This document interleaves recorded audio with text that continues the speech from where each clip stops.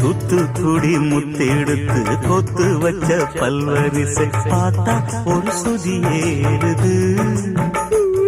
அடியாத்தா மனம் சுரம் பாடுது. சாத்துக்குடி சாறு எடுத்து சேர்த்து வச்சே கண்ணத்துல தாரு அத முழுசாகத்தா. பக்கம் பாரு அங்கு பொழுதாகத்தா. ஒன்னத்தான் தொட்டதும் தொட்டதும் கொங்கு தேன் சொட்டது சொட்டது. சூடேறும் பொதுவாகத்தான் சொகம் ஈடேறும் மெதுவாகத்தான்.